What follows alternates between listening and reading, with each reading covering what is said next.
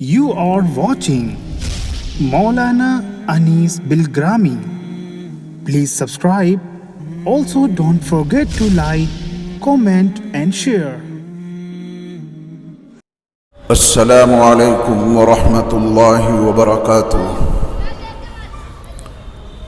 بسم الله الرحمن الرحيم.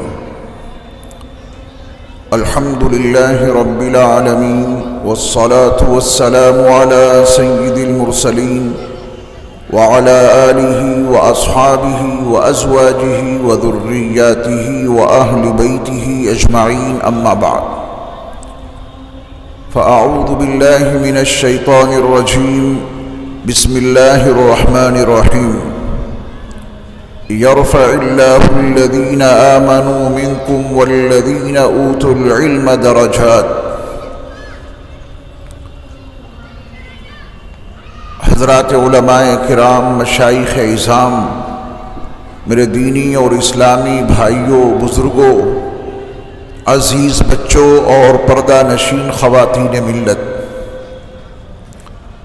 15 روزہ اجلاس سیرت مصطفیٰ صلی اللہ علیہ وسلم کی یہ الحمدللہ تیسری نشست ہے۔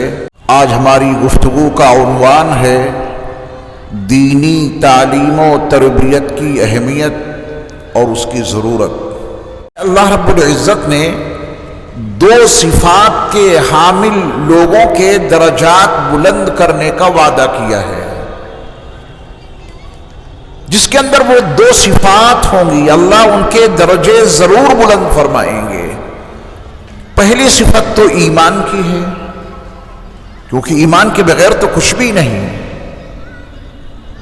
اور ایمان کے ساتھ دوسری اہم صفت ہے علم۔ ایک آدمی کے پاس ایمان ہے مگر علمی لحاظ سے وہ بہت کمزور ہے، ایک نجات الگ میٹر ہے، درجات کی بلندی الگ موضوع ہے۔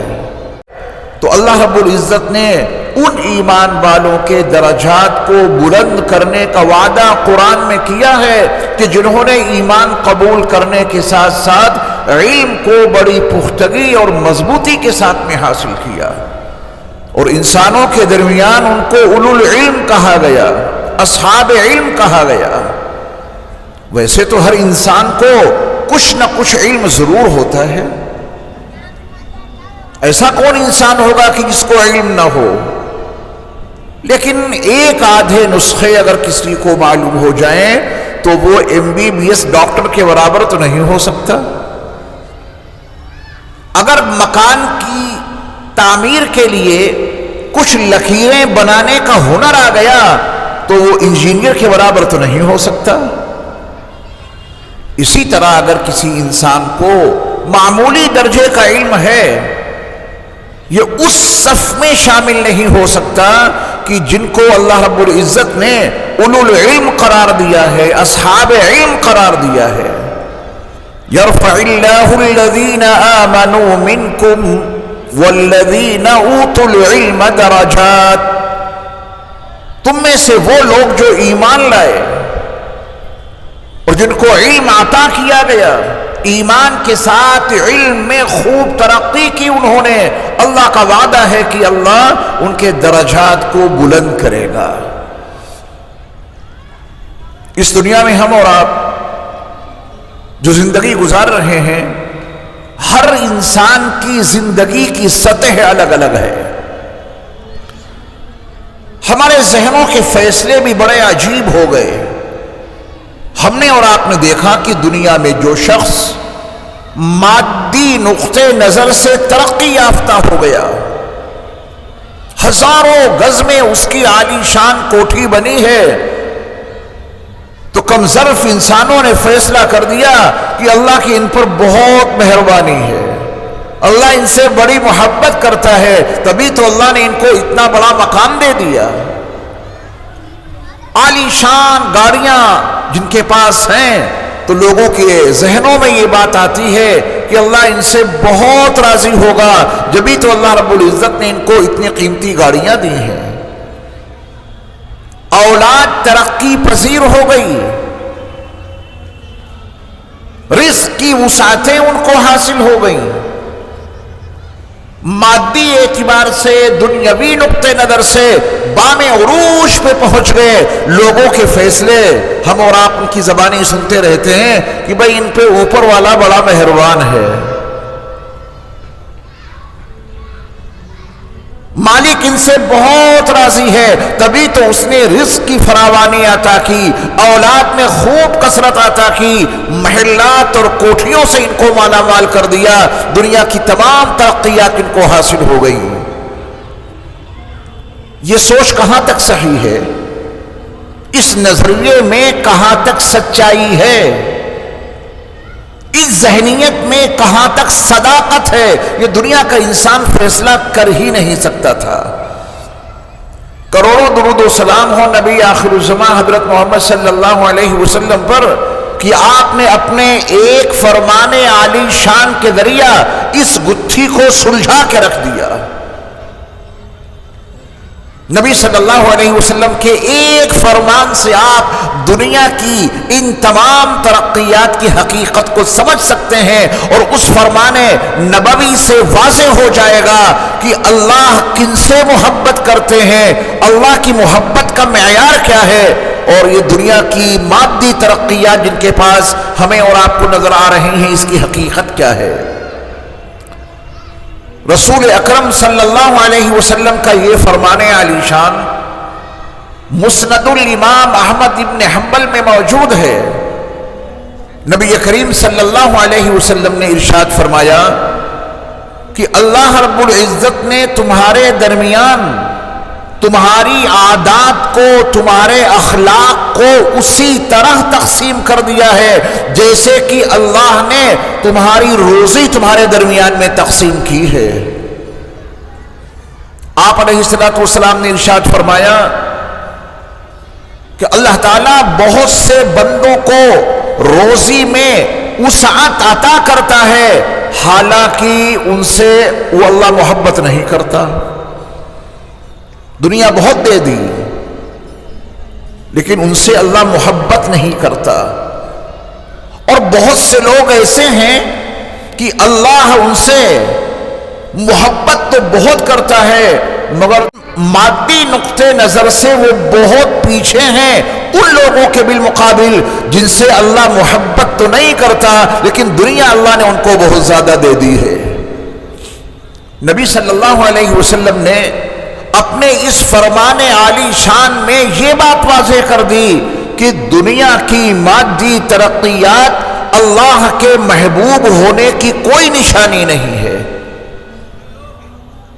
اللہ تعالیٰ جن سے محبت کریں ضروری نہیں کہ ان کو دنیا کی مادی چیزوں سے مالا مال کر دیں، اور اللہ تعالیٰ جن کو دنیا کی مادی چیزوں سے خوب مالا مال کرتے ہیں، نعمتوں کی ان پہ بارشیں ہوتی رہتی ہیں، ضروری نہیں کہ اللہ ان سے محبت کرتا ہو۔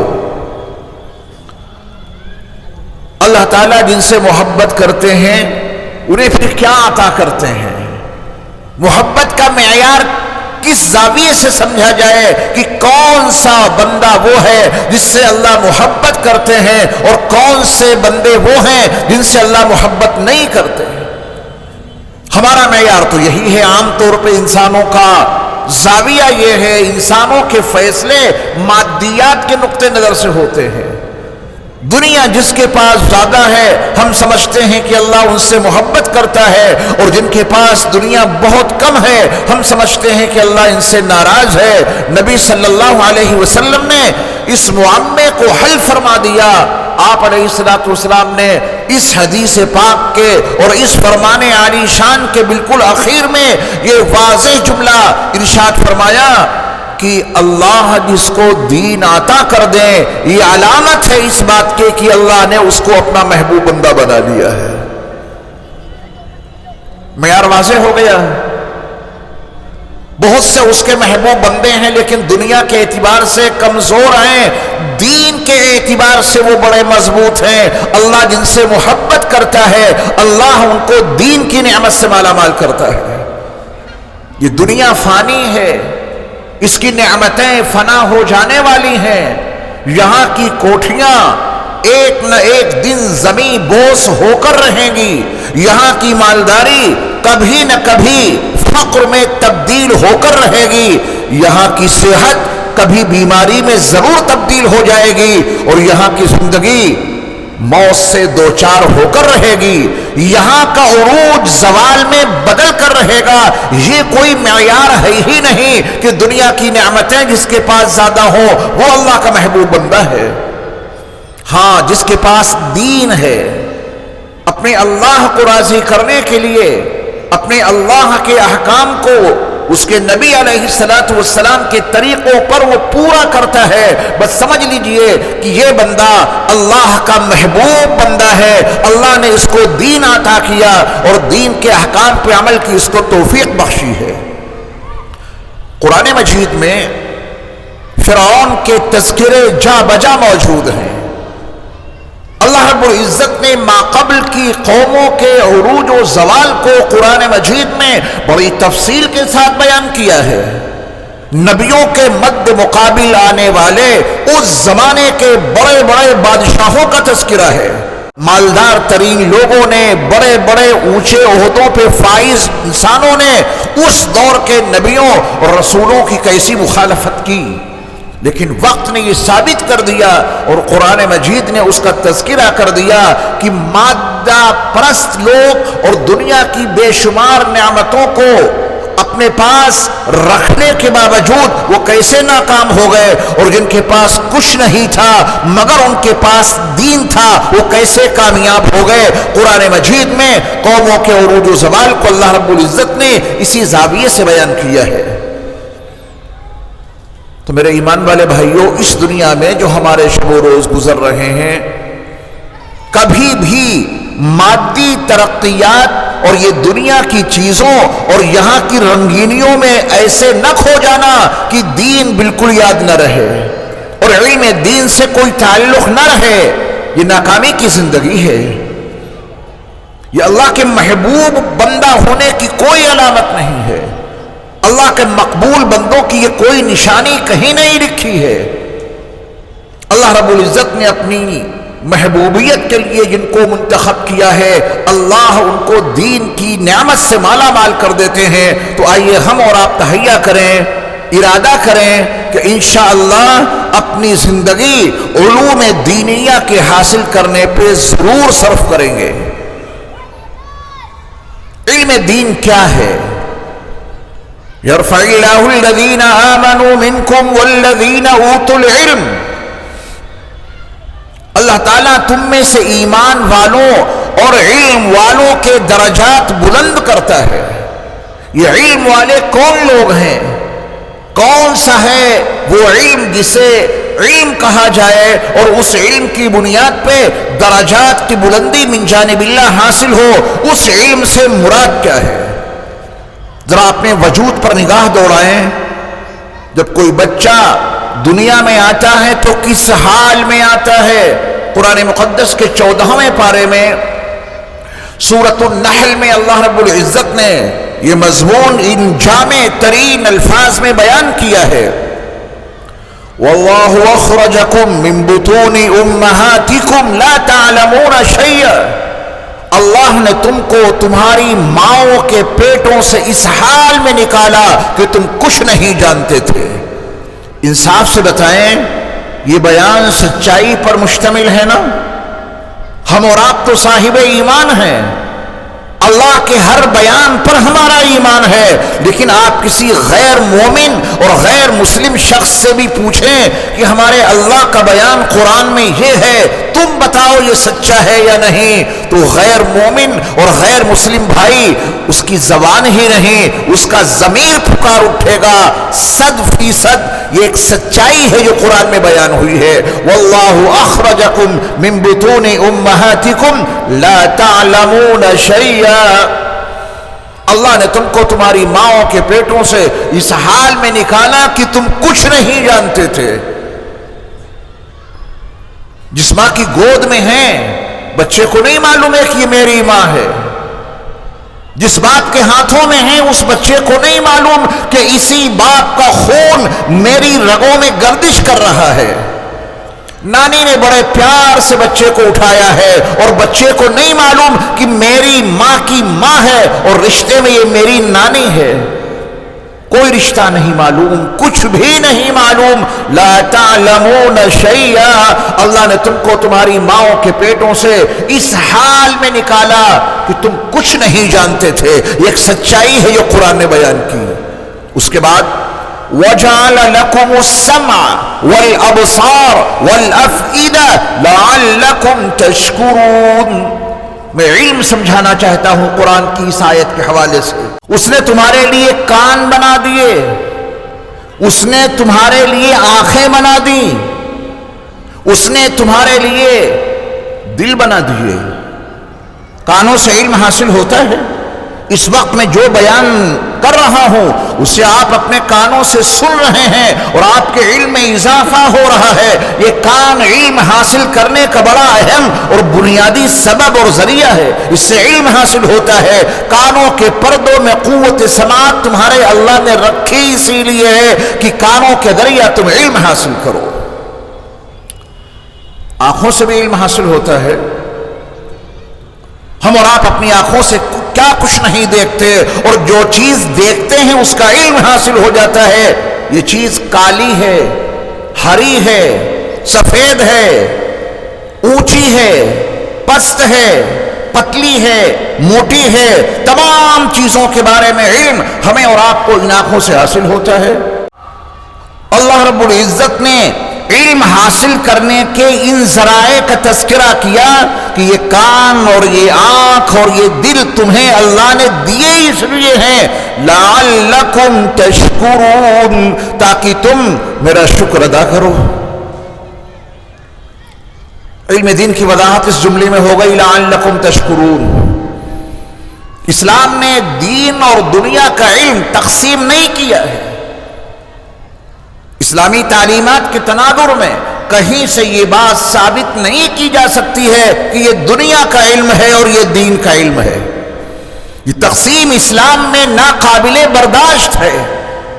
آپ نے کسے دنیا کہہ دیا؟ اس دنیا اور دین کے درمیان ایک دیوار حائل کر دی کہ صاحب یہ دنیا کا علم ہے اور یہ دین کا علم ہے. اسی تقسیم نے مسلمانوں کو قعر مذلت میں ڈال دیا ہے.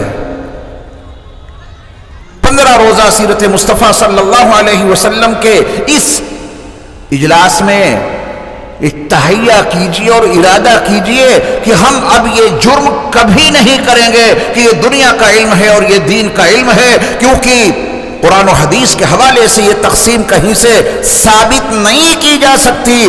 نبی کریم صلی اللہ علیہ وسلم کے کسی بھی فرمان عالی شان کے تناظر میں اس دیوار کو ثابت نہیں کیا جا سکتا کہ یہ خط امتیاز کھینچ رہی ہے دیوار. ادھر کا علم دین کا علم ہے اور یہ دنیا کا علم ہے.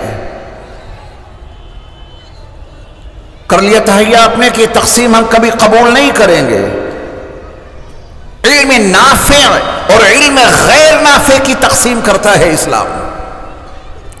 جو نفع بخش علم ہے کسی بھی زاویے سے وہ نفع بخش ہو.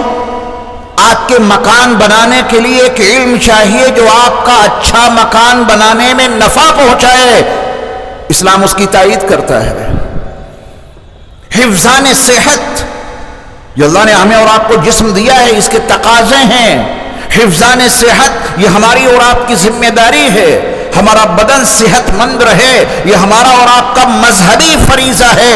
اس لیے کہ آنکھیں ہماری اور آپ کی نہیں ہیں، یہ کان ہمارے اور آپ کے نہیں ہیں، یہ زبان ہماری اور آپ کی نہیں ہے، یہ ہاتھ اور پیر ہمارے اور آپ کے نہیں ہیں. یہ سب کچھ اللہ کا عطا کیا ہوا ہے. اس کا تحفظ ہمارے اور آپ کے ذمہ فرض ہے. تبھی تو اسلام میں خودکشی حرام ہے. ایک آدمی کہے کہ جان میری فیصلے میرے، نہیں چلے گا. یہ جان ہماری اور آپ کی کہاں ہے؟ یہ جان تو اللہ نے عطا کی ہے اور یہ جسم بھی ہمارا اور آپ کا نہیں ہے. تو بتاؤ یہ آنکھ کس مول سے خرید کر یہاں اسمبل کرائی؟ مجھے اس مول کا پتہ بتائیے. اگر یہ جسم آپ کا ہے تو بتائیے یہ انگلی کہاں سے خرید کے یہاں فٹ کرائی؟ یہ کان کس دکان سے لا کے یہاں لگوائے؟ کس مٹیریل سے اپنے اس وجود کو تیار کیا؟ اگر یہ وجود ہمارا اور آپ کا ہے تو بتانا پڑے گا کہ یہ مٹیریل کہاں سے لائے اور کیسے ہم نے اپنے وجود کو اپنے ذریعہ یا کسی اور کے ذریعہ سے تیار کرایا۔ ہے آپ کے پاس کوئی جواب اس کا؟ یہ سارا وجود بنا وہاں ہے جو چاروں طرف سے رحم پیک ہو چکا تھا، مٹیریل کے داخل ہونے کا کوئی راستہ ہی باقی نہ بچا تھا۔ بغیر مٹیریل کے ہمارے خالق نے اپنی قدرت کاملہ سے یہ ہمارا عظیم الشان وجود بنا دیا اور اس ایک وجود میں پوری کائنات کو سمیٹ کر رکھ دیا۔ یہ وجود ہمارا ہے ہی نہیں، جن کا ہے تو پھر ان کے عطا کردہ اس وجود کا تحفظ، حفظان صحت، یہ ہمارے اور آپ کے فرائض میں شامل ہے۔ آپ نے میڈیکل سائنس میں اپنا وقت لگایا، اعلیٰ درجے کے آپ ڈاکٹر بنے، اپنا بھی وجود صحیح رہے، اور اگر کسی کو کوئی عارضہ لاحق ہو جائے اور کوئی بیماری لاحق ہو جائے، اس بیماری کا علاج اس دھرتی پر اللہ رب العزت نے اتارا ہے، ان چیزوں کو تلاش کر کے آپ اس کی بیماری کا علاج کریں۔ آپ انصاف سے بتائیں یہ نفع بخش علم ہے یا غیر نفع بخش؟ زور سے بولیں، نفع پہنچانے والا ہے نا؟ بینائی متاثر ہو گئی، جس علم کے ذریعہ سے یہ چشمہ بنے گا، جس علم کے ذریعہ سے وہ دوا بنے گی جو آنکھوں میں ڈالی جاتی ہے، وہ سارے کے سارے علوم نفع بخش ہیں، اسلام ان کی تائید کرتا ہے۔ نبی علیہ السلام کی دعاؤں میں یہ دعا شامل ہے، اللہم انی اسألک علما نافعا، اے اللہ ہم آپ سے نفع بخش علم کا سوال کرتے ہیں۔ ہڈی ٹوٹ گئی، نفع پہنچانے کے لیے اس کو کیسے جوڑا جائے، آپ اس کا علم حاصل کر رہے ہیں۔ اس بدن میں کروڑوں سیلز موجود ہیں اور تمام سیلز کو انرجی فراہم کرنی ہے، اس انرجی کو تلاش کرنے کے لیے آپ روئے زمین پر پھیل گئے، کہیں سے بادام حاصل کیا، کہیں سے اخروٹ حاصل کیا، کہیں سے دیگر غذائیں حاصل کی، کہیں سے سیب لیا، کہیں سے موسمی خریدی، اور ان تمام چیزوں میں وہ غذائیت موجود ہے، وہ انرجی موجود ہے جو ہمارے بدن میں موجود کروڑوں سیلز کو طاقت دیتی ہے۔ اگر آپ نے یہ علم حاصل کیا اور اس علم کے تناظر میں آپ نے ان تمام چیزوں کو جمع کیا اور انہیں استعمال کیا، آپ کا بدن صحت مند رہے گا۔ آپ بتائیں اس علم کے ذریعہ سے آپ کو فائدہ پہنچے گا یا نقصان؟ فائدہ پہنچے گا۔ یہ علم نفع بخش ہے، اور جب نفع بخش ہے تو اسلام اس کی تائید کرتا ہے۔ آپ یہ کہہ کر نہیں ٹال سکتے کہ ڈاکٹری کا علم یہ دنیا کا علم ہے اور اسلام سے اس کا کیا تعلق، نہیں کہہ سکتے۔ ہاں، نبی علیہ السلام نے اللہ کی پناہ چاہی ہے اس علم سے جو نفع نہ پہنچائے۔ نبی علیہ السلام کی دعاؤں میں علم کی تقسیم نافع اور غیر نافع کے عنوان سے تو ملتی ہے، دین اور دنیا کے عنوان سے علم کی کوئی تقسیم اسلام میں نہیں مل سکتی۔ ان لوگوں نے اس امت کو بڑا نقصان پہنچایا جنہوں نے کہا کہ یہ دنیا کا علم ہے اور یہ دین کا علم ہے۔ قرآن کا یہ بیان نہایت معنی خیز ہے کہ اللہ نے تم کو تمہاری ماؤں کے پیٹوں سے اس حال میں نکالا کہ تم کچھ نہیں جانتے تھے، علم حاصل کرنے کے ذرائع اس نے تم کو دیے، کان اللہ نے تمہیں عطا کیے اور آنکھیں اللہ نے تمہیں عطا کی اور دل اللہ نے تمہیں بخش دیا۔ مقصد کیا ہے؟ ان ذرائع کو عطا کرنے کا، اور ان ذرائع سے علم حاصل کر کے انسان اپنی زندگی میں کون سی صفت پیدا کرے جس کے لیے اللہ رب العزت نے علم حاصل کرنے کے یہ وسائل عطا کیے ہیں۔ ایک جملے میں ساری کائنات سمٹ کے آ گئی، لعلکم تشکرون، تاکہ تم اپنے اللہ کا شکر ادا کرنے والے بن جاؤ۔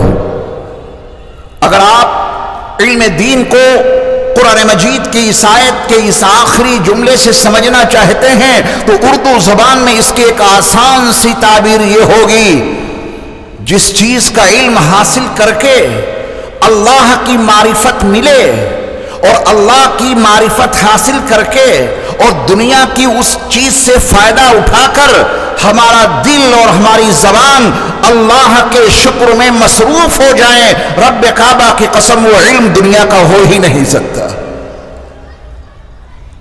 جس علم کی بنیاد پہ آپ کا دل شکر الہی میں مصروف ہو جائے، اللہ کا شکر ادا کرنا شروع کر دے، بس سمجھیے یہ دنیا کا علم نہیں ہو سکتا، وہ دین کا علم ہے۔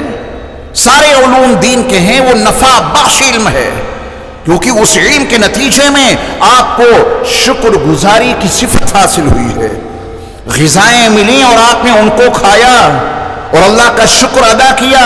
یہ طرح طرح کے ذائقے جو زبان محسوس کر رہی ہے، فَلْيَنْظُرِ الْإِنسَانُ إِلَىٰ طَعَامِهِ، جو کچھ کھاتے پیتے ہو اس پہ غور کر لیا کرو، غور کرو گے حقیقتیں منکشف ہوں گی، اور جب حقیقتیں منکشف ہوں گی تو تمہاری زبان ہی نہیں تمہارا ضمیر پکار اٹھے گا، وہ اللہ حقیقی منعم ہے جس نے ہم کو یہ نعمتیں عطا کی ہیں، ان مادی چیزوں کو استعمال کرو گے اور شکر ادا کرو گے تو یہی چیزیں آپ کے لیے دین بن جائیں گی، اور ان کو پانے کا جو طریقہ ہے اور ان چیزوں کو حاصل کرنے کا جو علم ہے وہ علم بھی علم دین بن جائے گا۔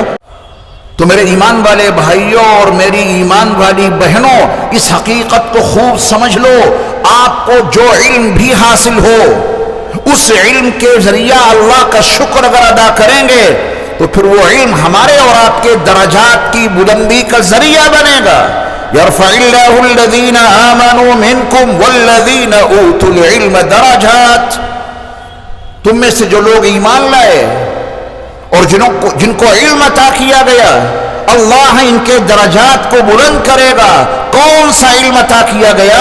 وہ علم کی جس کے نتیجے میں انسان سجدے شکر میں پہنچ جائے، وہ علم کی جس کے ذریعہ انسان اپنے خالق اور اپنے مالک کو پہچان کر اور اپنے خالق اور اپنے مالک کی معرفت حاصل کر کے اس کا شکر گزار بندہ بن جائے۔ جو علم انسان کو شکر گزار بنا دے، اس علم کے نتیجے میں اللہ اس کے درجے بلند کرے گا۔ بات واضح ہو گئی؟ معیار یہ دنیا کی مادی چیزیں نہیں ہیں، معیار دین ہے۔ اگر آپ نے کوئی ایسا علم حاصل کیا، عام زبان میں اس کو آپ عام زبان میں دنیا کا علم کہتے ہیں، لیکن وہ نفع بخش ہے علم، اور اس علم کی بنیاد پہ وہ بندہ اپنے اللہ کا شکر گزار بندہ بن گیا، وہ علم علم دین ہے۔ اللہ رب العزت اسی دین کی بنیاد پہ اس سے محبت کرے گا۔ اللہ کو اس سے بڑی محبت ہے، تبھی تو اس نے اس کو دین عطا کیا۔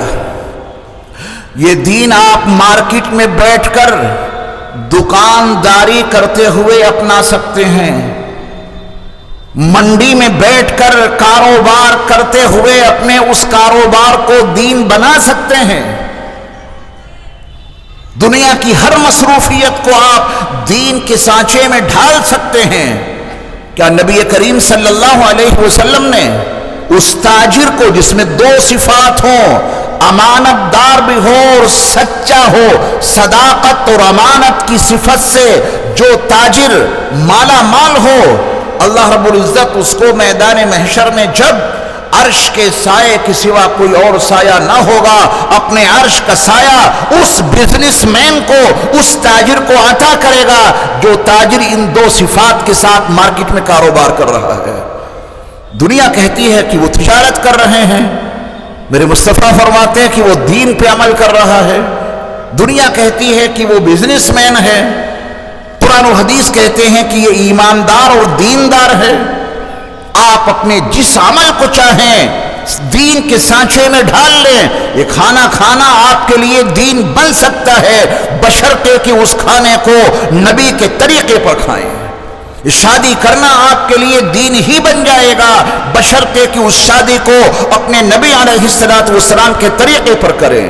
یہ رات کا سونا آپ کے لیے دین بن جائے گا، بشرطے کہ اپنا رات کا یہ سونا اپنے نبی کے مبارک اور پیارے طریقے کے مطابق کر دیں۔ کون سا ایسا کام ہے جو آپ کے لیے دین نہ بن جائے؟ شرط یہ ہے کہ اللہ کا حکم اپنے نبی صلی اللہ علیہ وسلم کے طریقے پر پورا کریں۔ یہی علامت ہوگی کہ اللہ آپ سے محبت کرتے ہیں. اور ان کی محبت کی دلیل کیا ہے کہ آپ ہر چیز کو دین کے سانچے میں ڈھال دیتے ہیں. اپنا کھانا پینا، اپنا سونا اور جاگنا، اپنا چلنا اور پھرنا، اپنی تجارت اور اپنا کاروبار اور ملازمت اور شادی بیاہ، زندگی کا ہر شعبہ آپ نے دین کے سانچے میں ڈھال دیا ہے. اس کا مطلب یہ ہے کہ آپ اللہ کے بڑے محبوب بندے ہیں.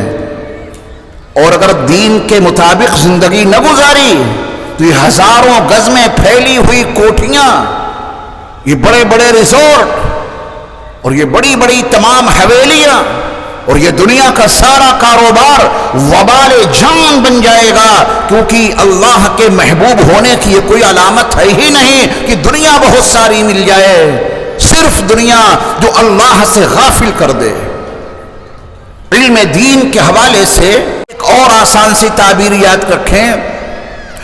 جس علم سے اللہ کی معرفت حاصل ہو وہ دین ہے، اور جس علم کے نتیجے میں اللہ سے بیزاری ہو جائے وہ تباہی ہے.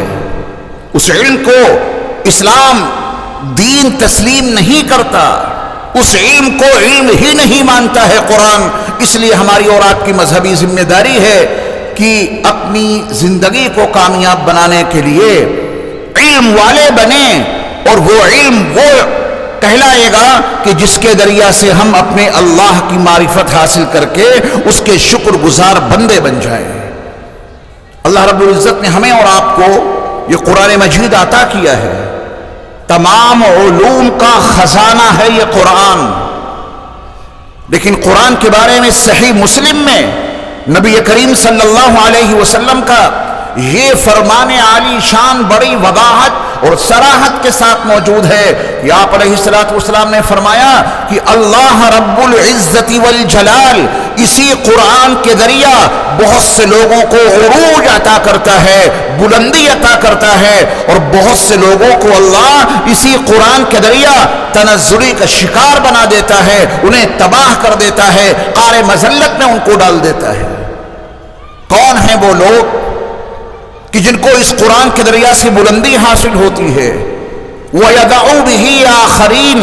اور کون ہیں وہ لوگ کہ جن کو اللہ اس قرآن کے ذریعہ سے پستی میں ڈال دیتا ہے؟ جو لوگ قرآن کو کتاب الہی سمجھ کر اس کی ہدایت کے مطابق، اس کے عطا کردہ علم کے مطابق زندگی گزارتے ہیں، اللہ ایسے لوگوں کو اس قرآن کے ذریعہ سے عروج عطا کرتے ہیں. اور جو لوگ قرآن مجید کے علوم کو اپنی خواہشات کی تکمیل کے لیے، اللہ کے فرمان پر اپنے نظریات کو غالب کرنے کے لیے، اللہ کے فیصلوں کا اپنے ناقص علوم سے مقابلہ کرنے کے لیے قرآن پڑھتے ہیں، نبی صلی اللہ علیہ وسلم کا فرمان عالی شان ہے کہ ایسے لوگوں کو اللہ اسی قرآن کے ذریعہ قعر مذلت میں ڈال دیتا ہے.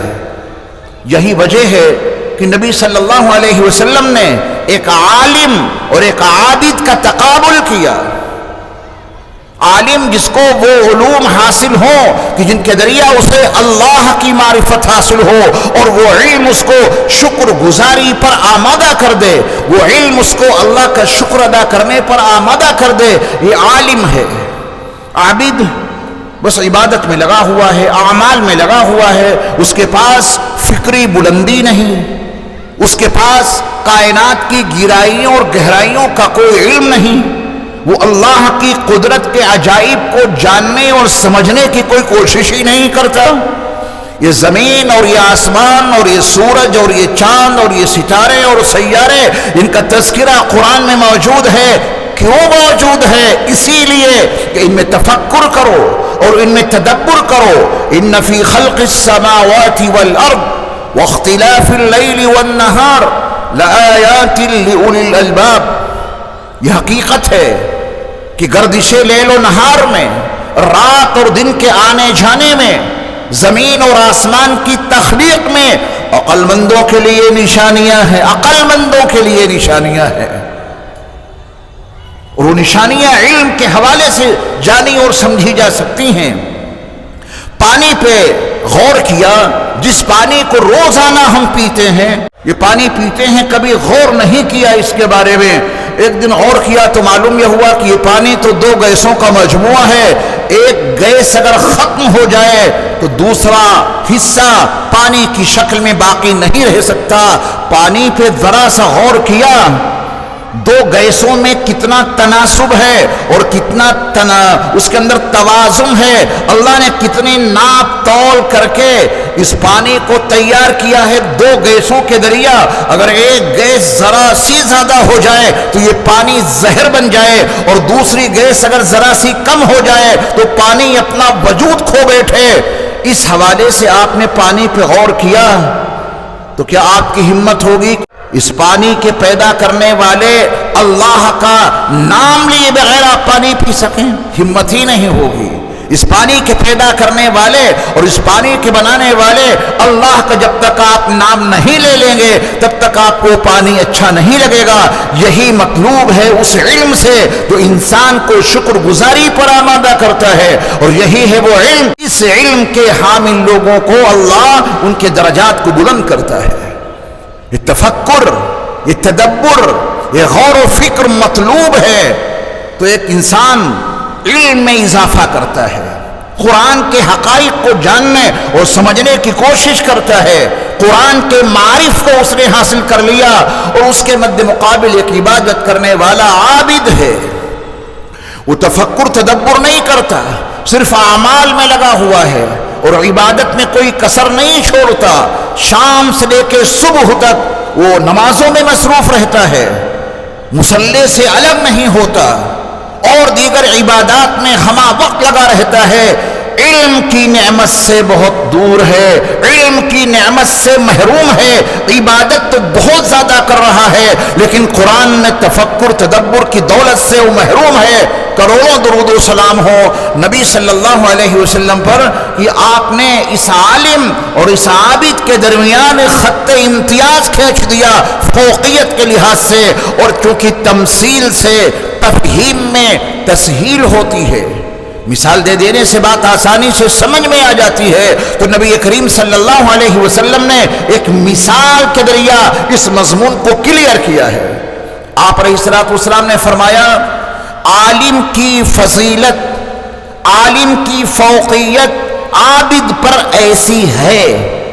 صرف یہ نہیں بتایا کہ عالم عابد پر افضل ہے، صرف اتنی بات میرے مصطفیٰ صلی اللہ علیہ وسلم نے نہیں بتائی کہ عالم کو عابد پر فوقیت حاصل ہے، نہیں، یہ تعبیر نہیں ہے میرے مصطفیٰ کی۔ آپ علیہ الصلوۃ والسلام نے مثال دے کر اس مضمون کو واضح کیا ہے۔ آپ علیہ الصلوۃ والسلام نے فرمایا یہ ایک حقیقت ہے، عالم کی فضیلت عابد پر ایسی ہے جیسے 14ویں کا چاند دیگر ستاروں پر فوقیت اور فضیلت رکھتا ہے۔ 14ویں کا چاند پوری آب و تاب کے ساتھ جب اپنی کرنیں بکھیر رہا ہوتا ہے تو ستاروں کی روشنی مغلوب ہو جاتی ہے، 14ویں کے چاند کی روشنی غالب آ جاتی ہے۔ نبی علیہ الصلوۃ والسلام نے اس مثال کے ذریعہ عالم کے مقام کو عابد کے بالمقابل بلند کر کے سمجھا دیا ہے کہ جس طرح 14ویں کا چاند دیگر ستاروں پر غالب رہتا ہے، اس کی روشنی ان سب ستاروں کی روشنی پہ غالب آ جاتی ہے، ٹھیک اسی طرح ایک عالم کو فوقیت اور فضیلت حاصل ہے عابد پر۔ عبادت کرنے کے لیے فرشتوں کی کوئی کمی تھی کیا؟ اللہ کی تسبیح بیان کرنے کے لیے، اللہ کی تحمید بیان کرنے کے لیے، اللہ کی تقدیس بیان کرنے کے لیے، اللہ کی تکبیر بیان کرنے کے لیے فرشتوں میں کوئی کمی تھی؟ علی وجہ الاتم، علی وجہ الکمال، تمام کے تمام فرشتے ہمہ وقت اللہ کی عبادت میں مصروف رہتے تھے اور آج بھی مصروف ہیں اور ہمیشہ مصروف رہیں گے۔ تو آئیے ہم اور آپ ایک تہیہ کریں اور ارادہ کریں کہ قرآنی علوم کے ذریعہ اس پوری کائنات کو سمجھنے کی کوشش کریں گے، کیونکہ قرآن کی اولین وحی 2 اہم پیغامات پر مشتمل ہے، 2 اہم پیغامات۔ اگر آپ نے ان دونوں اہم پیغامات کو سمجھ لیا تو پورا قرآن آپ کے لیے آسان ہو جائے گا۔ نبی کریم صلی اللہ علیہ وسلم جبل نور کی آخری چوٹی پر بنے ہوئے غار حرا میں اللہ کی عبادت میں مصروف عمل تھے، اور جبریل امین آتے ہیں اور آپ علیہ الصلوۃ والسلام کی بارگاہ میں اللہ کا اولین پیغام پیش کرتے ہیں۔ ذرا قرآن کے الفاظ میں قرآن کی ابتدائی آیات دیکھیں، اقرأ باسم ربک الذی خلق، بہت توجہ سے اگر سنیں گے تو بات سمجھ میں آئے گی۔ اقرأ، آپ پڑھیے۔ جس ماحول میں یہ قرآن نازل ہوا اس زمانے میں کیا علم کی کوئی کمی تھی؟ کیا میرے مصطفیٰ کے صحابہ پڑھے لکھے نہیں تھے؟ جب آپ علیہ الصلوۃ والسلام کو قرآن لکھوانے کی ضرورت پیش آئی تو کاتبین وحی آپ کے صحابہ میں موجود نہیں تھے، یقیناً موجود تھے۔ میرے مصطفیٰ علیہ الصلوۃ والسلام نے صحابہ کی ایک ٹیم تیار کر دی، پڑھے لکھے صحابہ کی، جو نبی علیہ الصلوۃ والسلام پر نازل ہونے والی وحی کو نبی کے املا کرانے کے مطابق لکھا کرتے تھے وہ صحابہ۔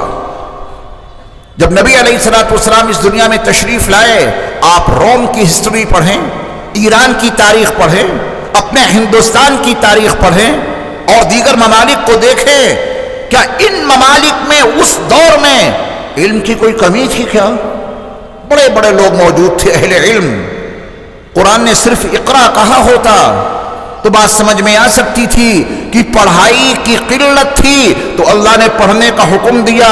پڑھائی کی کمی اور پڑھائی کی قلت اس دور میں نہیں تھی، جو کمی تھی وہ اللہ نے بسم ربک، آپ اپنی پڑھائی کیجئے، آپ اپنی پڑھائی کو وابستہ کر دیجئے اپنے رب کے نام کے ساتھ۔ یہ وابستگی نہیں تھی جب میرے مصطفیٰ دنیا میں تشریف لائے۔ خدا کرے آپ نے اس حقیقت کو سمجھ لیا ہو۔ وہ علم جو اللہ سے وابستہ نہ کرے آپ کو، وہ علم فساد برپا کرائے گا آپ سے۔ جو علم آپ کو اللہ کی معرفت عطا نہ کرے، اس علم کی بنیاد پر دنیا میں بڑے بڑے فساد برپا ہوں گے اور ہو رہے ہیں۔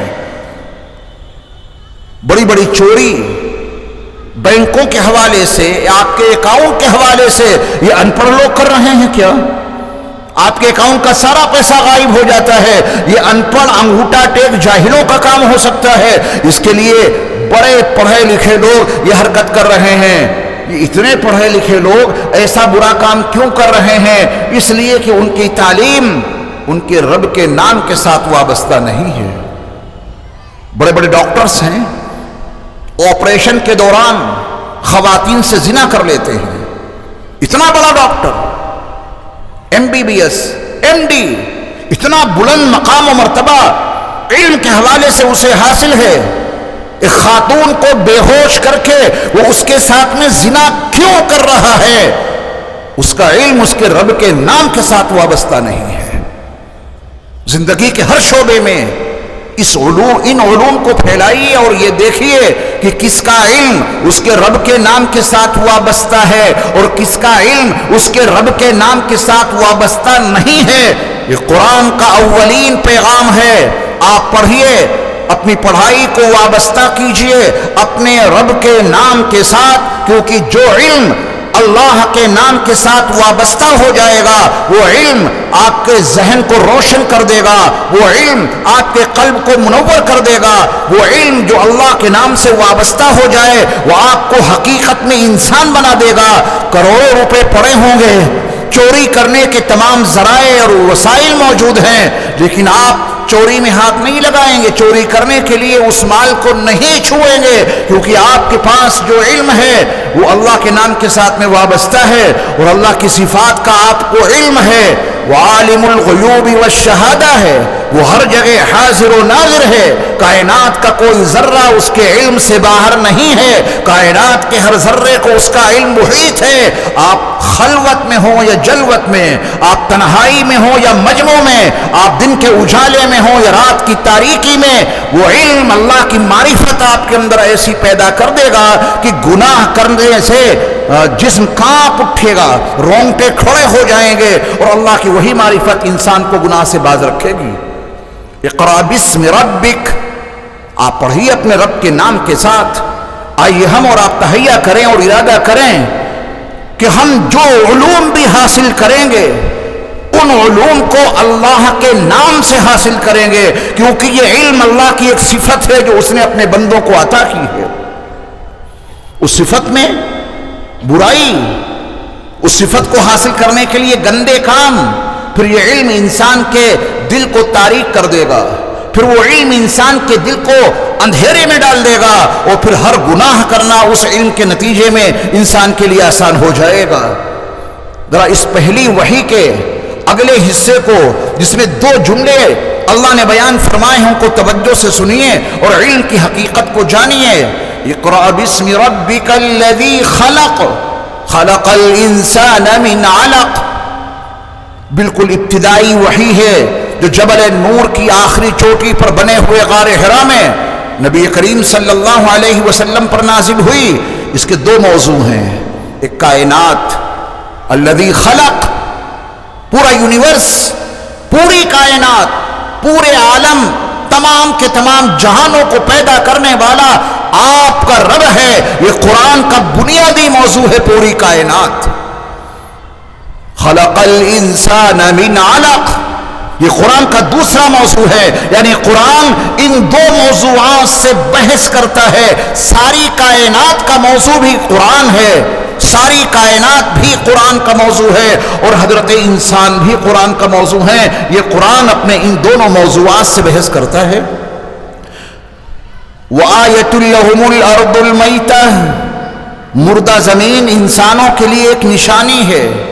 وَآيَةٌ لَهُمُ اللَّيْلُ، اور انسانوں کے لیے رات ایک نشانی ہے۔ نشانی؟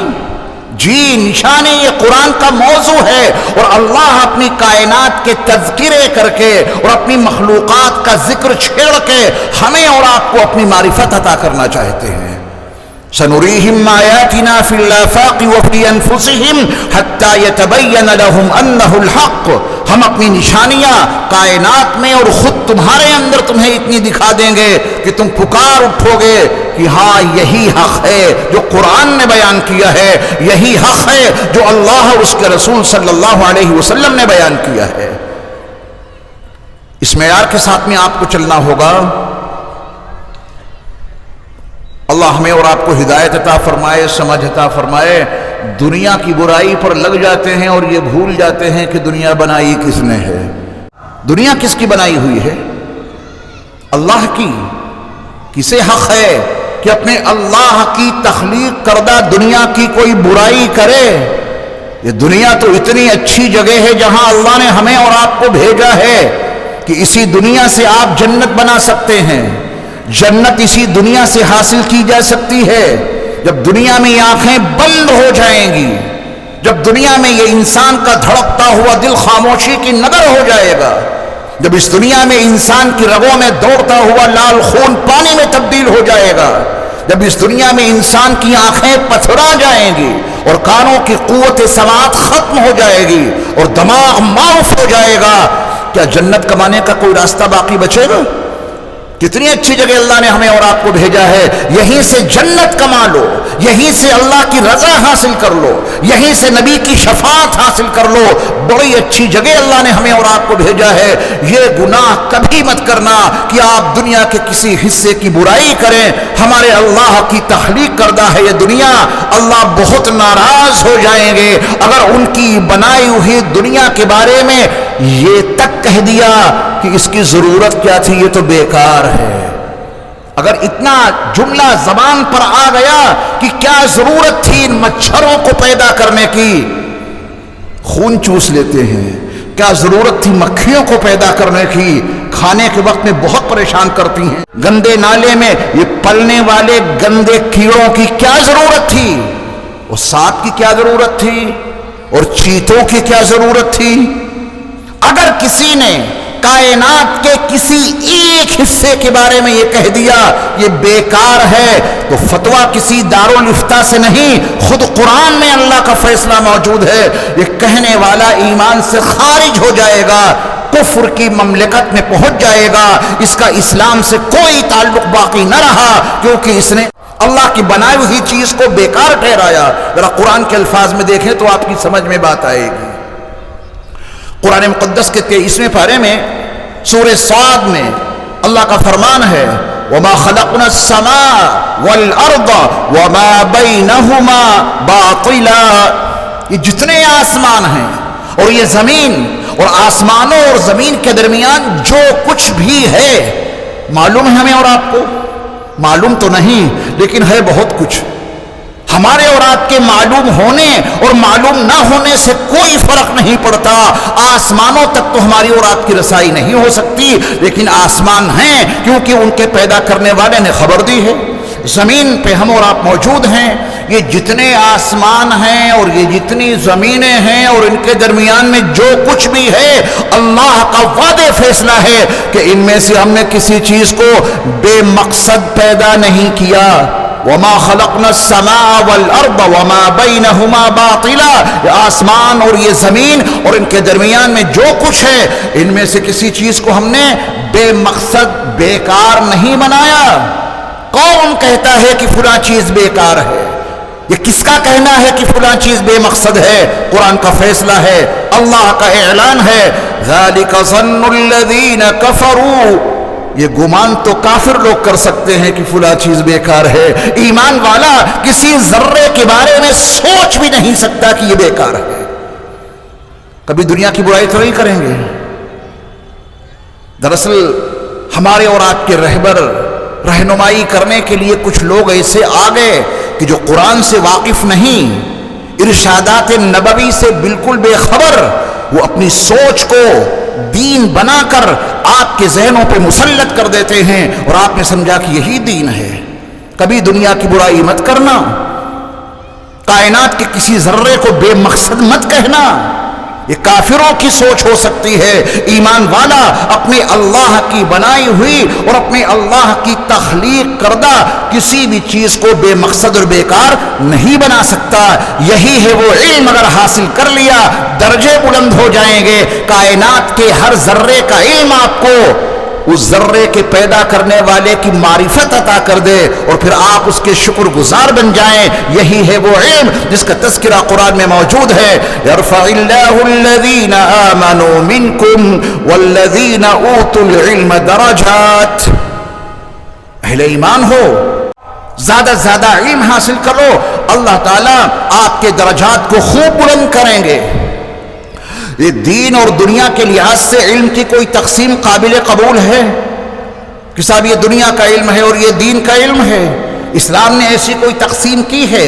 آپ کا بیٹا ڈاکٹر بن رہا ہے، کبھی مت کہنا کہ وہ دنیا کا علم حاصل کر رہا ہے۔ آپ کا بیٹا انجینئر بن رہا ہے، کبھی مت کہنا کہ وہ دنیا کا علم حاصل کر رہا ہے۔ یہ کہنا کہ یہ نفع بخش علوم ہماری اولاد حاصل کر رہی ہے، اور نبی صلی اللہ علیہ وسلم نے ہر اس علم کو مانگا ہے اللہ سے جو نفع بخش ہو۔ ہاں کوئی ایسا علم کہ جس سے نفع وابستہ نہ ہو، اس سے رسول اللہ صلی اللہ علیہ وسلم نے اللہ کی پناہ چاہی ہے۔ نبی صلی اللہ علیہ وسلم نے فرمایا کہ جو شخص کسی راستے کو طے کرتا ہے تاکہ وہ علم حاصل کرے، طلب علم میں وہ راستے کو قطع کرتا ہوا، راستے کو طے کرتا ہوا آگے جا رہا ہے، تو دنیا والے کہتے ہیں کہ یہ سڑک پہ چل رہا ہے اور یہ بس سے جا رہا ہے اور یہ اسکوٹی سے جا رہا ہے اور یہ ہوائی جہاز سے جا رہا ہے، لیکن سفر کا مقصد یہ ہے کہ علم حاصل ہو۔ طلب علم میں وہ راستے کو طے کر رہا ہے، علم کو حاصل کرنے کے لیے وہ جا رہا ہے۔ میرے مصطفیٰ علیہ السلام نے فرمایا کہ اللہ تعالیٰ اس کے لیے جنت کا راستہ آسان کر دیں گے۔ اللہ اکبر! یہ جو علم حاصل کرنے کے لیے راستے کو قطع کر رہا ہے، راستے کو طے کر رہا ہے، اللہ تعالیٰ علم حاصل کرنے کی نیت سے چلنے والے اس مسافر کے لیے جنت کا راستہ آسان کر دیں گے۔ ایمان والو اٹھو، علوم کو حاصل کرنے کے لیے آگے بڑھو اور ہر علم حاصل کرو جس سے نفع پہنچے۔ وہ علم نافع آپ کو شکر گزار بندہ بنا دے گا، اور یہی مقصود ہے وَجَعَلَ لَكُمُ السَّمْعَ وَالْأَبْصَارَ وَالْأَفْئِدَةَ لَعَلَّكُمْ تَشْكُرُونَ۔ اور جس علم کو حاصل کر کے اللہ کی معرفت مل جائے اور پھر آپ اس پہ اللہ کا شکر ادا کر دیں، تو یہی علم کے حاصل کرنے کے لیے آپ کا نکلنا یہ جنت کے راستے کو آسان بنا دے گا۔ اللہ رب العزت آپ کے لیے آسانی پیدا کر دے گا۔ بات کچھ واضح ہوئی؟ دماغوں پہ پڑے ہوئے پردے کچھ ہٹے؟ علم کی حقیقت نمایاں ہوئی؟ علم کا حقیقی مفہوم کیا ہے وہ آپ نے سمجھ لیا؟ چلیے تھوڑی گفتگو ہم تربیت پر بھی کر لیتے ہیں۔ قرآن کی ایک آیت سنیں اور پھر میں اس کے تناظر میں کچھ خصوصی باتیں عرض کروں گا انشاءاللہ العزیز۔ ترجمہ سن کر ہی آپ کا دل باغ باغ ہو جائے گا، اتنی اہم آیت ہے، اور اس ترجمے کو سن کر آج انشاءاللہ ہم اور آپ کوئی اہم فیصلہ لے کر سیرت مصطفیٰ صلی اللہ علیہ وسلم کے اس اجلاس سے اٹھیں گے، اہم فیصلہ لے کر۔ اللہ تعالیٰ کا فرمان ہے اولئک لہم عقبی الدار جنات عدن یدخلونها ومن صلح من آبائهم۔ آسان ترجمہ ہے، آپ جملوں کو سنیں گے اور مفہوم آپ کے ذہن میں اترتا چلا جائے گا۔ آبا، یہ تو ہماری زبان میں بھی مستعمل ہے، آبا و اجداد بولتے ہیں باپ داداؤں کو۔ اللہ کا فرمان ہے جنات عدن يدخلونها ومن صلح من آبائهم وأزواجهم وذرياتهم۔ یہ ہے بڑا اہم حصہ۔ اللہ رب العزت نے جنت کا تعارف کرایا، اولئک لہم عقبی الدار، بہت بہترین مقام، آخرت کی کامیابی ان کے لیے ہے، ہمیشہ رہنے والے باغات اور محلات میں وہ داخل ہوں گے۔ پیچھے سے تذکرہ آ رہا ہے ایمان والوں کا اور اعمال صالحہ کو برپا کرنے والوں کا۔ جو ایمان والے اعمال صالحہ کو اپنانے والے ہیں ان کا نتیجہ بڑا اچھا ہوگا، ان کا انجام بہت اچھا ہوگا، اور ان کا انجام کیا ہوگا؟ جنات عدن، ہمیشہ کے باغات۔ یہ باغوں کی ہری بھری شاخیں ایک دن سوکھ جائیں گی، لیکن جنت کے باغات کا ایک پتا بھی کبھی نہیں سوکھ سکتا۔ یہاں کے پھل سڑ جاتے ہیں، جنت کا کوئی پھل کبھی خراب نہیں ہو سکتا۔ جنات عدن کے عنوان سے اللہ نے متعارف کرایا ہے، وہ ہمیشہ کے باغات ہیں، لہلہاتے ہوئے نعمتوں بھرے باغات میں ان کو داخلہ ملے گا۔ یدخلونہا، یہ ایمان والے، اعمال صالحہ والے اور مخصوص صفات کے حامل لوگ اس جنت میں جائیں گے۔ اب یہاں پہ سنیے تربیت کے عنوان سے اللہ کا یہ فرمان، وَمَنْ صَلَحَ مِنْ آبَائِهِمْ وَأَزْوَاجِهِمْ وَذُرِّيَّاتِهِمْ۔ ان تین جملوں کا ترجمہ کرنے سے پہلے میں آپ سے کچھ باتیں پوچھتا ہوں۔ ہم اور آپ الحمدللہ عائلی زندگی گزارتے ہیں، گھریلو زندگی۔ اس عائلی زندگی میں کوئی باپ ہوتا ہے، کوئی بیٹا، اس عائلی زندگی میں کوئی شوہر ہے، کوئی بیوی، اس عائلی زندگی میں کوئی بھائی ہے، کوئی بہن۔ ذرا ان تمام رشتوں کو اپنے ذہن کے پردے پر لائیے اور مجھے یہ بتائیے کہ کسی فنکشن میں، کسی اعلیٰ مقام پہ جانے کے لیے آپ کو اجازت تو دی گئی کہ سب کو لے کے آنا، تو آپ اکیلے جائیں گے یا سب کو ساتھ میں لے جائیں گے؟ کوئی رکاوٹ نہیں ہے، سارے وسائل اور سارے اسباب موجود ہیں، سب کو لے جائیں گے ساتھ میں یا اکیلے چلے جائیں گے؟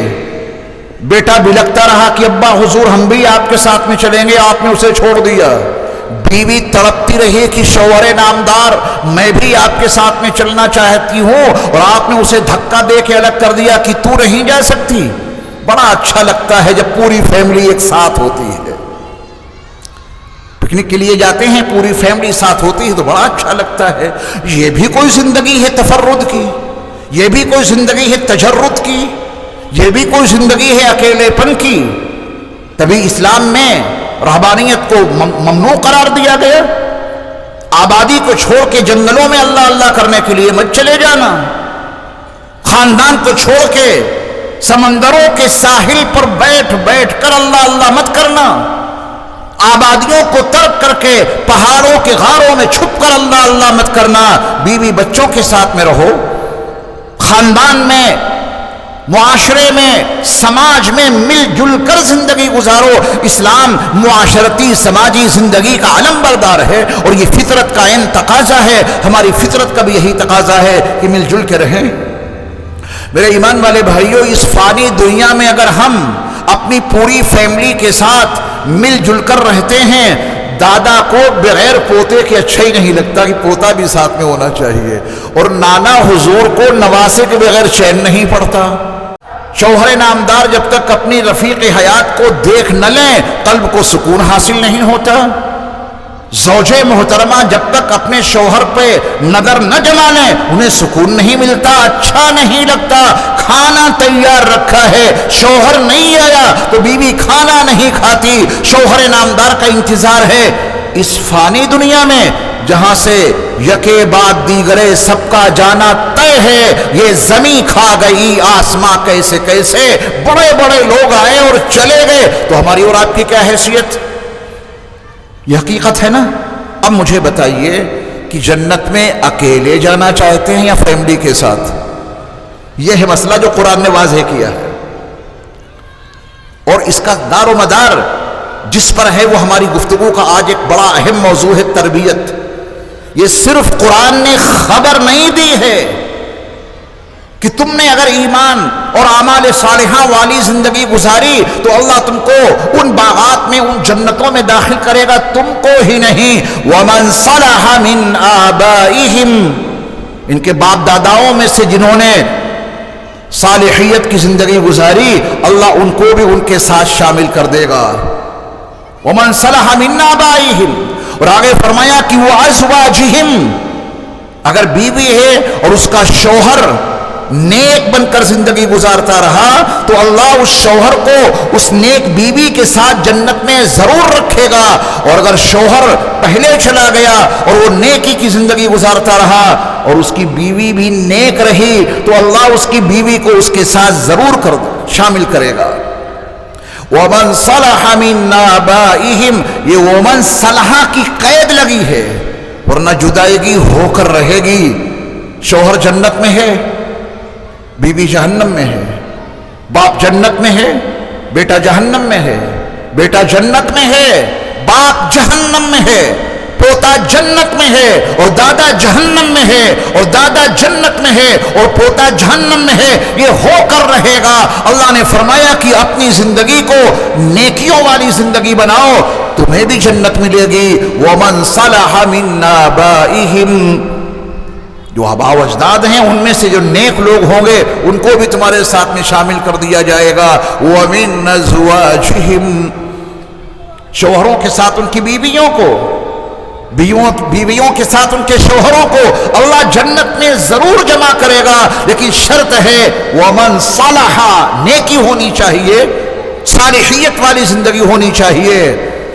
بعد کی اولاد، پوتے، نواسے، پوتیاں، نواسیاں، پڑ پوتے، وَذُرِّيَّاتِهِمْ، فرمایا کہ تمہاری ذریت میں سے، تمہاری نسل میں سے جتنے نیک لوگ ہوں گے اللہ ان کو بھی تمہارے ساتھ میں جنت میں جمع کرے گا۔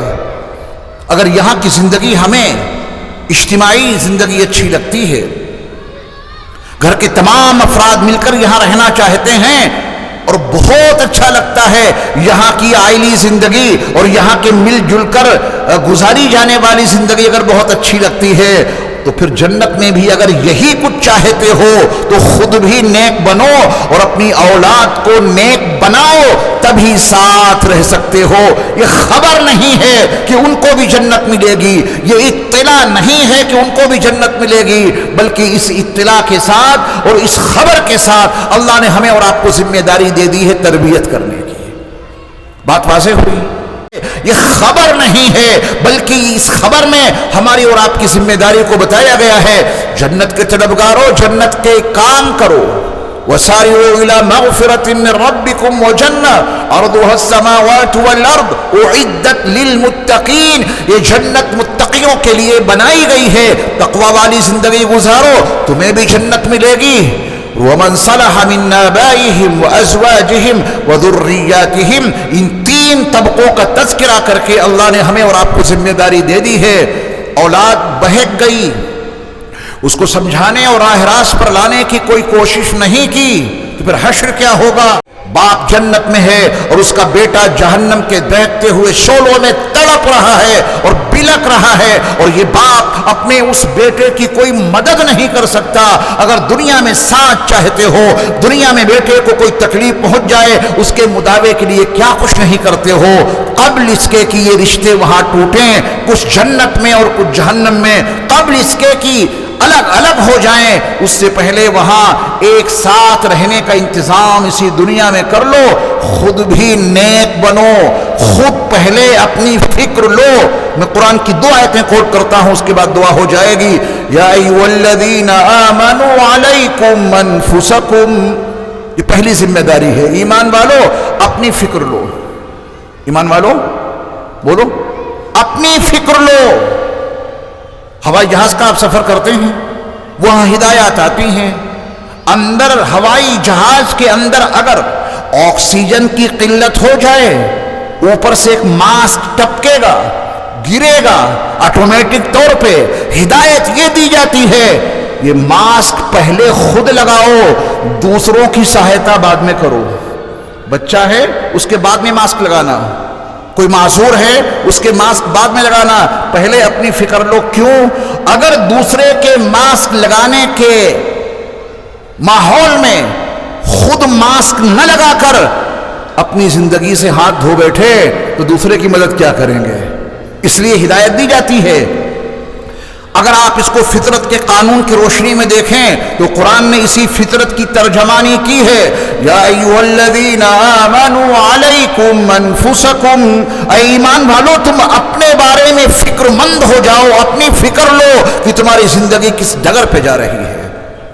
کہیں ایسا نہ ہو کہ دوسروں کی فکر میں اپنی زندگی ضائع کر دو، دوسروں کی فکر میں ساری زندگی گزار دی اور خود کو ثنا یاد نہ ہو سکی۔ یہ کون سا طرز زندگی ہے؟ دوسروں کی فکر میں لگے رہے اور خود اپنی سورہ فاتحہ صحیح نہ کر سکے، یہ کون سا طرز زندگی ہے؟ دوسروں کی فکر میں مارے مارے گھومتے رہے اور خود اپنا قیام صحیح نہ ہو سکا، نماز کا رکوع صحیح نہ ہو سکا، نماز کے سجدے درست نہ ہو سکے، نماز کا قاعدہ اور قومہ درست نہ ہو سکا، سلام پھیرنے کا طریقہ معلوم نہ ہو سکا، دعاؤں میں ہاتھ اٹھانے کا سلیقہ نہ مل سکا، دوسروں کی فکر میں ایسے لگے کہ خود کو تباہ کر لیا۔ قرآن فطرت کی طرف ہمیں اور آپ کو راغب کر رہا ہے، فطری قانون سمجھا رہا ہے۔ یا ایھا الذین آمنوا علیکم انفسکم، اے ایمان والو تم پہلے اپنی فکر لو۔ ہمیں اور آپ کو اسی نقطۂ نظر سے اپنی زندگی کے کارواں کو آگے بڑھانا ہے انشاءاللہ۔ پہلے کس کی فکر لیں گے؟ اپنی۔ وہ لوگ یقیناً بڑی غلط روش پر چل رہے ہیں، خود کچھ نہیں آتا، کلمہ صحیح نہیں ہے ان کا، لا الہ الا اللہ محمد الرسول اللہ صلی اللہ علیہ وسلم، اس کا تلفظ ان کا صحیح نہیں ہے، اور دوسروں کی فکر میں مارے مارے گھوم رہے ہیں، دوسروں کی فکر میں اپنا وقت لگا رہے ہیں، اپنی فکر نہ کر سکے کہ اپنا کلمہ ہی صحیح کر لیتے، اس کلمے کا مفہوم یاد کر لیتے۔ اپنی فکر پہلے کریں گے، اپنی فکر کر لی تبھی تو خود کو جنت ملے گی، خود کو جنت ملے گی۔ اولاد کو بھی ساتھ میں رکھنا چاہتے ہیں، گھر والوں کو بھی ساتھ میں رکھنا چاہتے ہیں، یا آپ رہتے ہیں دلی میں اور جزیرے انڈمان کے لوگوں کو اپنے ساتھ میں رکھنا چاہتے ہیں اور بیٹے چاہے جہاں جائیں، آپ رہتے ہیں دہلی میں اور کشمیر کے لوگوں کو جنت میں اپنے ساتھ رکھنے کی فکر ہے اور اپنے بچے چاہے جہاں جائیں، آپ رہتے ہیں دلی میں اور پنجاب کے لوگوں کو اپنے ساتھ میں جنت میں رکھنے کی فکر آپ کو ہے اور ہمیں ہے، اور اپنے بچے اور اپنی بیوی چاہے جہاں جائیں وہ جہنم کے دہکتے ہوئے شعلوں میں ڈال دیے جائیں۔ یہ فطرت کے ساتھ میں وہ جنگ ہے جو فطرت اپنے ساتھ جنگ کرنے والوں کو کبھی معاف نہیں کرتی۔ خدا کرے فلسفہ ہماری اور آپ کی سمجھ میں آ جائے جو قرآن نے ان الفاظ میں بیان کیا ہے۔ یا ایھا الذین آمنوا قوا انفسکم واہلیکم نارا، پہلے حکم یہ دیا یا ایھا الذین آمنوا علیکم انفسکم، پہلے اپنی فکر لو، جب تم صحیح ہوگے جبھی تمہاری اولاد صحیح ہو سکتی ہے، جب تم خود صحیح ہوگے جبھی بیوی تمہاری تربیت کو قبول کر سکتی ہے۔ خود صحیح نہیں، گھر میں داخل ہوئے گالی گلوچ کے ساتھ، مار پیٹ کے ساتھ، ہنگاموں کے ساتھ باہر بڑے بزرگ بن کر رہے، اور گھر کا یہ حال کیوں؟ انہوں نے خود کو نہیں سنوارا، دوسروں کی فکر میں اپنے آپ کو تباہ کر ڈالا ہے۔ قرآن فطرت کے مطابق ہمیں اور آپ کو زندگی گزارنے کا حکم دے رہا ہے، اور یہ تربیت کا پہلا زینہ ہے۔ یا ایھا الذین آمنوا علیکم انفسکم، اپنی تربیت کے لیے اپنے آپ کو کسی کے حوالے کر دو، کسی خانقاہ میں جا کر کسی بزرگ کے حوالے کر دو اپنے آپ کو، کسی مسجد میں جا کر امام کے حوالے کر دو اپنے آپ کو کہ حضرت میں 80 سال کا ہو گیا اور مجھے مسح کرنا نہیں آتا، میں 85 سال سے نماز پڑھ رہا ہوں، میرا وضو صحیح نہیں ہے، میرا قیام صحیح نہیں ہے، میں دعا مانگتا ہوں تو ہاتھوں کو انگلیوں میں انگلیاں ڈال کر ایسے رگڑتا رہتا ہوں، مجھے تو ہاتھ اٹھانے کا طریقہ اور سلیقہ بھی نہیں معلوم۔ وہ امام صاحب آپ کی تربیت کر دیں گے، وہ عالم دین آپ کو دین سکھا دیں گے، خانقاہ کے وہ بزرگ آپ کی اصلاح کر دیں گے۔ یا ایھا الذین آمنوا علیکم انفسکم، اپنی فکر لو، اپنے آپ کو درست کرو، اپنی اصلاح کرو، اور اپنی فکر پہلے لینی ہے انشاءاللہ۔ اور یہ قرآن کی واضح ہدایت ہے، پہلے اپنے آپ کو تو درست کرو، اگر خود درست نہیں ہوگے تو دوسروں کی اصلاح کیسے کرو گے؟ پھر مرحلہ کس کا ہے؟ مرحلہ ہے یا ایھا الذین آمنوا قوا انفسکم واہلیکم نارا۔ یہ ترتیب بتائی ہے قرآن نے، اے ایمان والو تم خود کو اور اپنے گھر والوں کو آگ سے بچاؤ۔ خود کو اور بولیں آپ، گھر والوں کو، یا پنجاب والوں کو، کیرل والوں کو، مدراس والوں کو، ان کا بھی نمبر آئے گا۔ ترتیب سے چلو۔ یا ایھا الذین آمنوا قوا انفسکم واہلیکم نارا، اے ایمان والو تم خود کو اور اپنے گھر والوں کو جہنم کی آگ سے بچاؤ۔ یہ تربیت کا بنیادی حصہ ہے۔ جنت میں فیملی کے ساتھ میں رہنا چاہتے ہو تو تربیت دینی پڑے گی، گھر والوں کو جنت میں اپنے ساتھ رکھنا چاہتے ہو تو اپنی اور گھر والوں کی پہلے اصلاح کرنی پڑے گی۔ آج علم کے پہلو سے بھی ہم بہت کمزور ہیں، علم کے نقطے نظر سے بھی ہم بہت نیچے اور پیچھے ہیں، اور تربیت کا تو بڑا عجیب حال ہے۔ ہمارے گھر کے چھوٹے چھوٹے بچے ایسی فحش گالیاں بکتے ہیں کہ شیطان بھی شرما جاتا ہے۔ یہ چھوٹے چھوٹے معصوم بچوں نے گالیاں سیکھی کہاں سے؟ کسی کالج میں جا کر گالیاں سکھانے کا کوئی اسکول ہے آپ کے محلے میں؟ نہیں، یہ ماں باپ کی گود بچے کے لیے سب سے پہلا مدرسہ ہے، سب سے پہلی تعلیم گاہ ہے۔ باپ اپنے بچے سے کس لب و لہجہ میں گفتگو کرتا ہے، بچہ وہی تو سیکھے گا۔ ماں کا انداز تربیت کیا ہے بچوں کے ساتھ، بچے وہی سیکھیں گے۔ جب بچے اپنے گھر میں اپنے باپ سے فحش گالیاں سنتے ہیں، وہی ان کی زبانوں پہ جاری ہو جاتی ہیں گالیاں۔ ہم اور آپ ذمہ دار ہیں اس کے۔ یہ جرم ہے بہت بڑا۔ میری ماں اور بہنوں، اللہ رب العزت نے آپ کو یہ جنت کے پھول عطا کیے ہیں اولاد کی شکل میں، یہ کمڑا نہ جائیں، ان کی پتیاں مرجھا نہ جائیں، ان کی خوشبو متاثر نہ ہو جائے۔ ان کے سامنے اللہ اس کے رسول کا اتنا تذکرہ کرو کہ آپ کے بچوں کے ذہنوں میں اللہ اور اس کے رسول کا وہ نقش ہو جائے کہ کبھی اس کو فراموش نہ کر سکیں۔ کریں گے کوشش انشاءاللہ۔ بخیر میں ایک حدیث سن لیجئے، اس کے بعد دعا۔ نبی صلی اللہ علیہ وسلم کا فرمان عالی شان ہے کہ جب کسی انسان کا انتقال ہو جاتا ہے، جب کوئی شخص مر جاتا ہے تو اس کے تمام اعمال منقطع ہو جاتے، عمل نہیں تو ثواب نہیں۔ کچھ کام کریں گے جبھی تو ثواب ملتا ہے۔ مرنے کے ساتھ عمل کا سلسلہ ختم ہو گیا، مرنے کے ساتھ اعمال منقطع ہو گئے، اعمال ختم ہو گئے تو پھر کوئی ثواب بھی نہیں۔ لیکن میرے مصطفیٰ صلی اللہ علیہ وسلم نے فرمایا کہ 3 چیزیں ایسی ہیں، اگر کوئی مرنے والا اپنے پیچھے وہ 3 چیزیں چھوڑ گیا، وہ تو مرنے والا مر گیا، لیکن اس کے ثواب کا سلسلہ جاری رہے گا ان 3 اعمال کی وجہ سے، ان 3 چیزوں کی وجہ سے۔ یہ بہت آسان چیز ہے، اس کو سمجھنے کی کوشش کریں اور اس کے اوپر عمل کریں، تاکہ جب ہم دنیا سے چلے جائیں ہماری زندگی کے وہ اعمال جو ہم خود کرتے تھے وہ تو یقیناً منقطع ہو جائیں گے، لیکن وہ 3 چیزیں ایسی ہیں جو میرے مصطفیٰ صلی اللہ علیہ وسلم نے اپنی امت کو بتا دی۔ اگر وہ 3 چیزیں اپنے پیچھے ہم اور آپ چھوڑ جائیں گے تو پھر ان کا ثواب ہمیں اور آپ کو ملتا رہے گا۔ نبی علیہ الصلوۃ والسلام نے ان میں سے پہلی چیز بتائی ہے صدقہ جاریہ۔ پہلی چیز کیا ہے؟ کچھ ایسا صدقہ کر کے کوئی ایسی چیز تیار کر دو کہ لوگ اس سے مسلسل فائدہ اٹھاتے رہیں. آپ نے مسجدیں بنوائیں، صدقہ جاریہ ہے. آپ نے مدرسے بنوائے، صدقہ جاریہ ہے. آپ نے عیدگاہ میں حصہ لیا، صدقہ جاریہ ہے.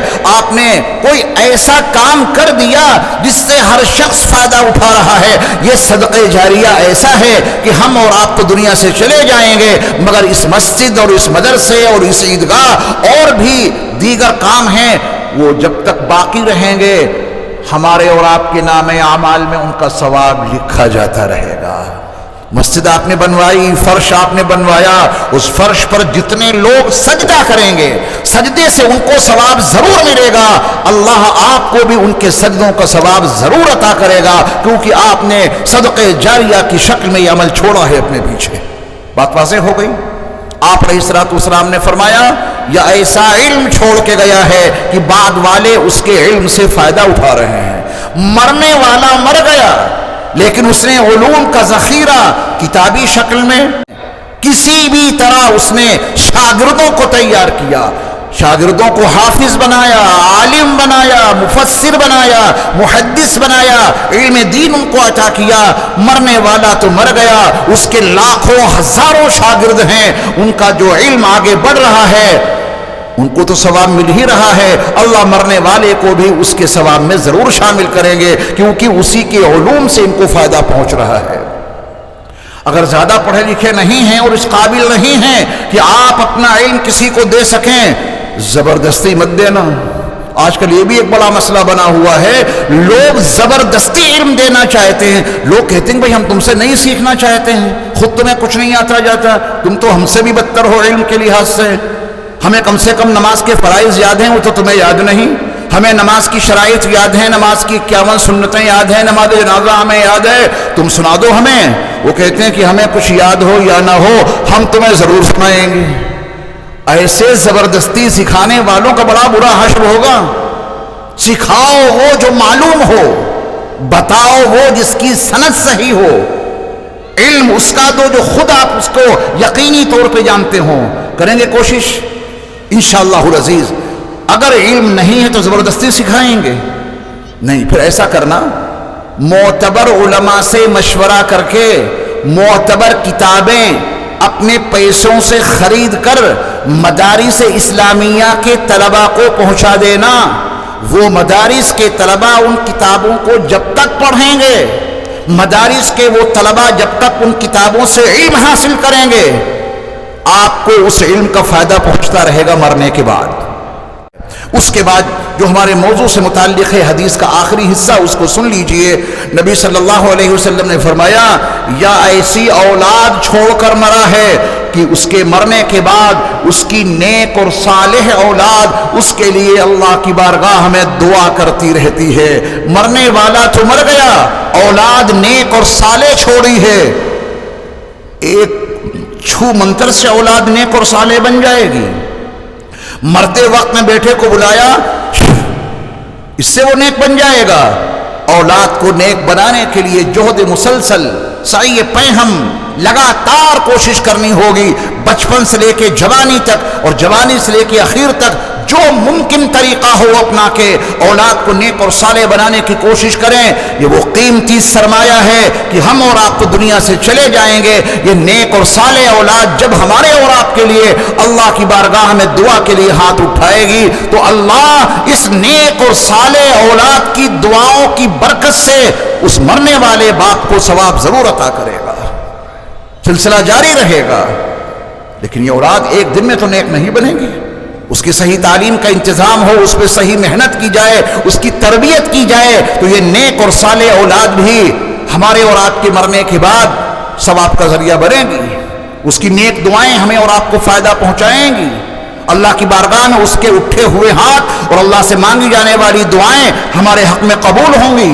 آج ہم اور آپ اپنی اولاد پر کیا محنت نہیں کرتے، لیکن اس کو ان علوم سے وابستہ نہیں کرتے جن علوم سے اللہ کی معرفت حاصل ہو اور اس معرفت کے نتیجے میں وہ شکر گزاری پہ آمادہ ہو جائے. یہ بنیادی کمی ہے. اللہ ہم سب کو علوم شرعیہ، علوم حقیقی، علوم معرفت عطا کرے.